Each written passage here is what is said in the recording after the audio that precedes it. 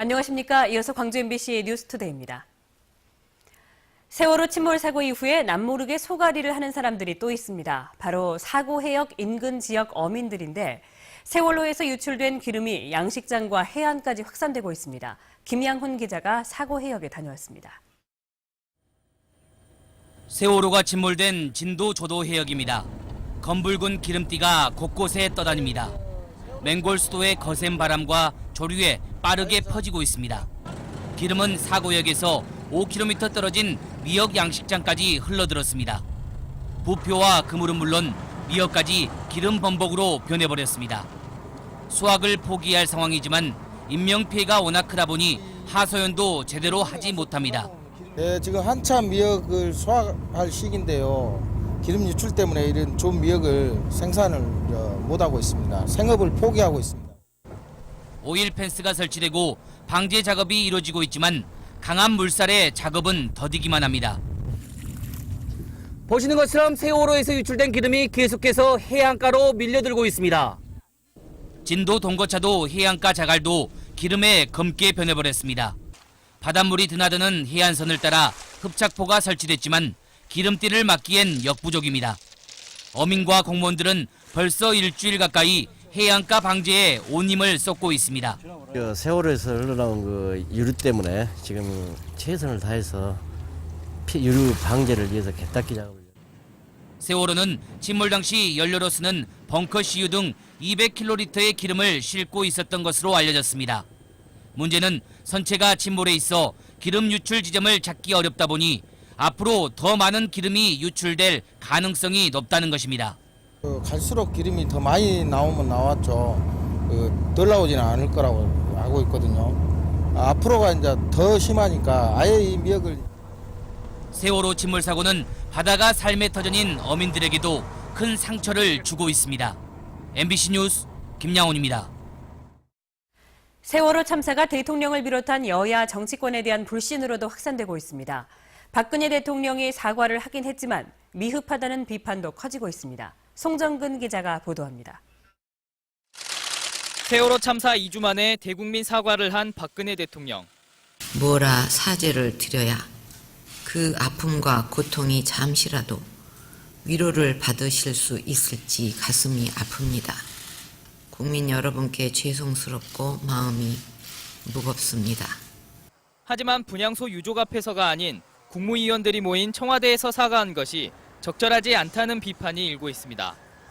직접적으로 이제 그렇게 대표를 해서 사과를 한다고 해도 그 마음이 제대로 전해졌는지 사람들은 그렇게 느끼지 못하니까. 대통령의 사과에 대처하는 야당에 대해서도 비판이 일고 있습니다. 어제 김한길 대표가 박 대통령의 사과가 유족과 국민에게 위로가 되길 바란다고 말한 데 대해 광주 지역 시민단체들은 야당이 야당답지 못하다며 싸잡아 비판했습니다. 대통령 사과는 사과가 아니다. 김한길 대표는 진정 유가족과 국민들의 분노의 심정을 모르는 것인가? 아니면 사퇴한 국무총리를 대신해 무책임하고 무능한 청와대의 대변인 노릇을 하고 있는가? 이뿐만이 아닙니다. 실종자 가족 앞에서 라면을 먹은 문제로 사과한 서남수 교육부 장관, 사고 현장에서 기념 촬영을 했다 자리에서 물러난 안행부 국장, 80명 구했으면 대단한 거 아니냐는 말을 했다 직위 해제된 해경 간부까지 국민 정서와 동떨어진 이들의 처신을 봐야 하는 국민들은 또 다른 상처를 받고 있습니다. 좀 너무 늦게 하신 것이 좀 마음에 안 좋았어요. 보는 우리 아들, 딸 가진 엄마로서. 박 대통령은 사고 수습이 마무리되면 다시 한번 대국민 사과를 하겠다고 밝혔습니다. 하지만 그 사과에 얼마만큼의 진정성이 담겨 있을지 국민들은 벌써부터 의심의 눈초리를 보내고 있습니다. MBC 뉴스 송정근입니다. 지방선거 후보자 등록이 이제 보름 앞으로 다가왔습니다. 그런데 새정치민주연합은 광주시장 후보를 어떻게 결정할지조차 정하지 못했습니다. 후보들은 물론이고 시민들도 답답할 일입니다. 윤근수 기자입니다. 강훈태 시장과 이용섭 의원은 공정한 경선을 촉구하며 지도부에 최후 통첩을 보낸 바 있습니다. 시한을 못 박았고 경고도 보냈습니다. 4월 30일까지 받아들여지지 않을 경우 중대 결심을 할 것임을 분명히 밝힌다. 하지만 중앙당은 여전히 묵묵부답. 새정치민주연합 안에서도 안철수, 김한길 두 대표의 입만 바라보고 있는 상황입니다. 이제 답답해진 쪽은 강 시장과 이 의원입니다.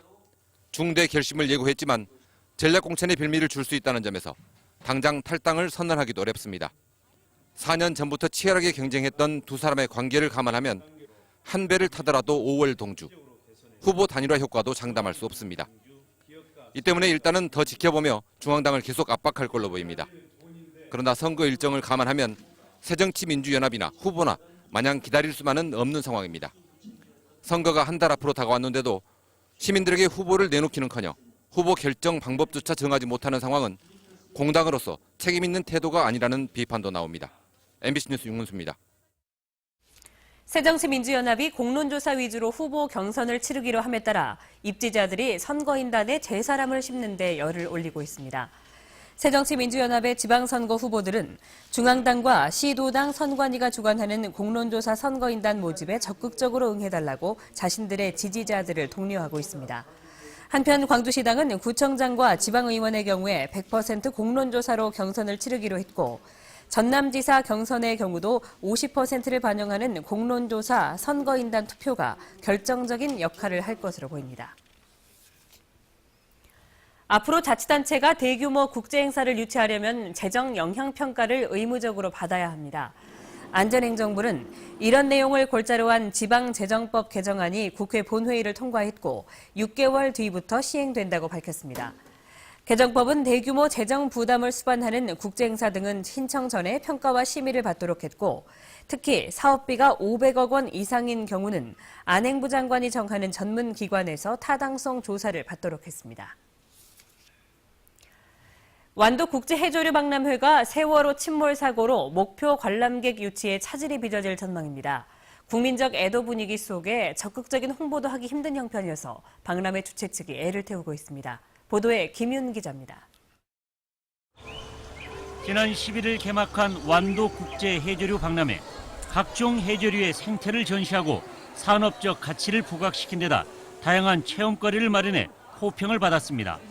이처럼 해조류 박람회에 대한 호기심이 커지면서 개막 열흘 만에 20만 명을 돌파했습니다. 하지만 지난 16일 예상하지 못한 세월호 침몰로 엄청난 인명피해가 발생하면서 분위기가 달라졌습니다. 열흘 만에 관람객 20만 명을 넘어섰지만 이후 일주일 동안 누적 관람객이 10만 명가량 늘어난 30만 명이 그쳤습니다. 예정됐던 공연과 행사 등을 대부분 폐지하면서 관람객 증가 폭도 뚝 떨어지고 특수를 기대했던 지역 경제도 위축되고 있습니다. 기대는 한다 계셨는데 물건이 사람이 안 와요. 사람이 안 와갖고 기대만큼 안 나가요? 예, 기대만큼 안 나가요. 반환점을 둔 해조류 박람회는 이런 외부적인 요인에도 불구하고 적지 않은 성과도 거두고 있습니다. 완도 해조류 3,600만 달러어치의 수출 계약식을 체결했고 생태수산도시 시장회의를 개최해 국제협력 방안을 담은 완도 선언문을 채택했습니다. 앞으로 10여일 남은 기간 동안에 많은 국민들이 완도를 오셔서 박람회도 구경하시고 맛있는 것도 드시고 그래서 몸과 마음을 힐링하는 그런 기회로 삼아주셨으면 감사하겠습니다. 목표 관람객 70만 명 유치에 적신호가 켜진 완도 국제해조류 박람회. 지역민들의 관심이 어느 때보다 필요한 실정입니다. MBC 뉴스 김윤입니다. 무등산 국립공원 옛길과 무등산을 한 바퀴 도는 무돌길 탐방객을 위한 무등산 순환버스가 3일부터 다시 운행됩니다. 무등산 순환버스는 매주 토요일과 일요일 오전 9시와 오후 1시 두 차례 광주역에서 출발하고 운행 시간은 2시간 30분입니다. 또한 무등산 등산 후 화순으로 내려오는 탐방객들의 편의를 위해 화순읍에서 이설을 오가는 탐방 지원버스가 조만간 신설될 예정입니다. 지역 경기가 침체 국면에서 여전히 벗어나지 못하고 있는 것으로 나타났습니다. 한국은행 광주 전남 지역본부가 발표한 기업 경기조사 결과에 따르면 4월 지역 제조업 업황지수는 72로 전달보다 2포인트 하락했고 5월 업황 전망지수는 78로 전달보다 4포인트 하락했습니다. 비제조업의 4월 업황지수도 전달보다 1포인트 하락한 75로 나타났고 5월 업황 전망지수도 전달보다 하락했습니다. 중개수수료 제한과 최고금리 인하로 지역 중소대부업체들의 폐업이 잇따르고 있습니다. 대부금융협회와 광주시 등에 따르면 올해 3월 현재 지역 등록 대부업체는 272개로 지난해보다 12%가 감소했습니다. 대부업계는 지난해부터 대출 중개인에게 대출 금액의 5% 이상 수수료를 지급할 수 없도록 하는 중개수수료 상한제가 본격 시행되고 불법 정보를 활용한 영업이 중단되면서 폐업이 속출한 것으로 보고 있습니다. 순천 지역의 쌀 생산량에 비해서 지역 소비량이 늘지 않아 농협이 재고 쌀 처리에 애를 먹고 있습니다. 이런 가운데 지역 음식업소들이 지역의 쌀과 농산물을 소비하겠다고 나서면서 로컬 푸드 활성화에 새로운 계기를 마련하게 됐습니다. 김종태 기자가 보도합니다. 순천시 해룡면 농협창고, 농협이 수매한 쌀이 가득 들어차 있습니다. 지난해 풍년으로 쌀 생산량이 늘면서 순천 농협이 수매한 쌀은 모두 1,900여 톤. 이 가운데 아직 45%의 쌀이 소비되지 않고 창고에 남아 있습니다. 사회 전반적으로 쌀 소비량이 줄어든 것이 원인이지만 지역에서 쌀을 사주지 않는 것도 쌀 재고량이 느는 또 다른 이유입니다. 현재 순천 지역 음식업소나 학교 급식용으로 소비되는 쌀은 대부분 타 지역 쌀로 순천 지역 쌀은 20%가 채 되지 않습니다. 미질이 떨어지고 상대적으로 가격이 비싸다는 이유로 지역에서 생산되는 쌀을 기피하고 있습니다. 최근 이 같은 분위기 속에 순천 지역 음식업소들이 지역 쌀을 사주기로 순천 농협과 협약을 맺었습니다. 농협이 해룡면과 도사 지역 품질 좋은 쌀을 따로 도정해 미질을 높였고 가격도 저렴하게 음식업소에 제공해 주기로 한 것입니다. 이를 계기로 해서 쌀을 비롯한 우리 관내에서 생산되는 여러 가지 농산물을 소비도 촉진시키고 또 농가 소득도 증대하고 또 우량한 농산물을 시민들한테 공급함으로써 지역 쌀을 소비하기 시작한 음식업소들의 반응은 아주 좋습니다. 지역 쌀뿐만 아니라 다른 식자재도 지역 농산물로 대체하면서 매상이 크게 올랐다고 반기고 있습니다. 또 순천 쌀이 나와서 이번에 이제 손님들 반응도 좋으시고 또 고소함도 있고 한다 해서 지금 주위에 식당가들도 제가 적극적으로 홍보하고 있는 상황입니다. 지역 쌀을 지역에서 소비하자는 운동이 음식업소를 중심으로 확산되면서 품질과 가격 경쟁력을 갖춘 지역 농산물의 유통망이 점차 넓어지고 있습니다. MBC 뉴스 김종태입니다. 세계 각국의 민중가요를 들을 수 있는 5월 음악제가 오는 11일 오후 빛고울 시민문화관에서 열립니다.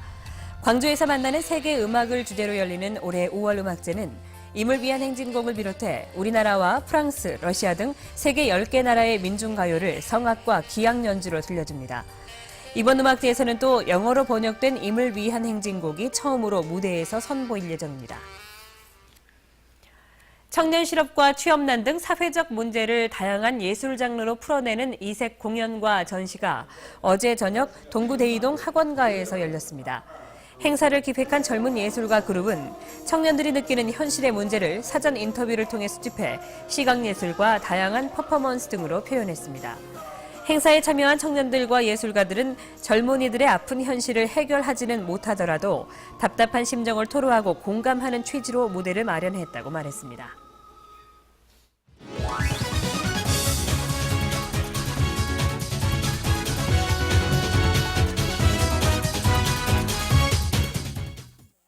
안녕하세요. 스포츠투데이입니다. 기아는 착실한 저축 야구를 보여줬습니다.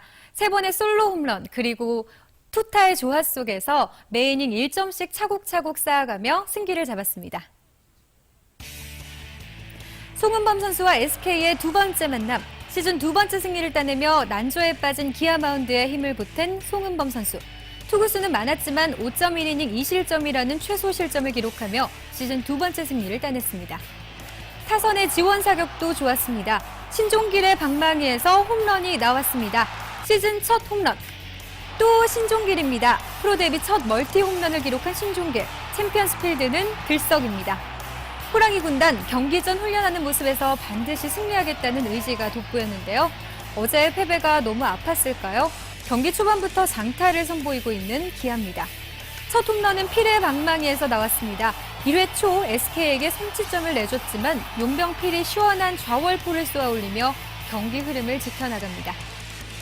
기아의 팀 홈런은 전날까지 14개로 최하위를 기록하고 있었는데요. 3개의 홈런을 추가하며 분위기를 끌어올립니다. 여기서 그치지 않았습니다. 기아는 계속해서 득점 찬스를 만들며 6회까지 차곡차곡 1점씩 쌓아갔습니다. 그런데 7회 초 경기장이 술렁입니다. 어제 오심으로 울었던 기아는 6회에 또다시 석연찮은 판정으로 아쉬운 한 점을 내줘야 했는데요.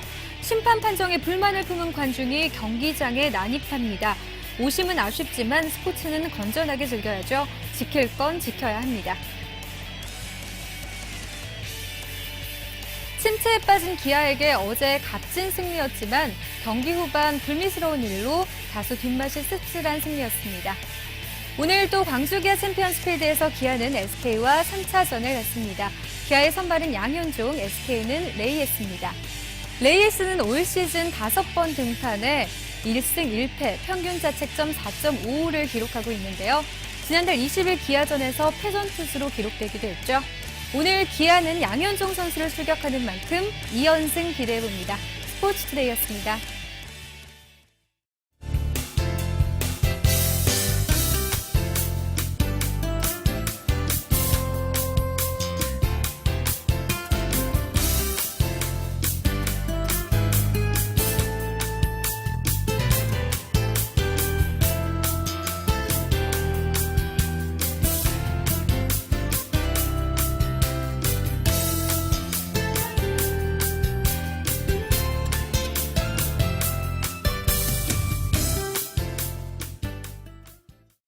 (5월의) 첫날 맑은 날씨가 예상됩니다. 구름 한 점 없이 깨끗한 하늘 기대하셔도 좋습니다.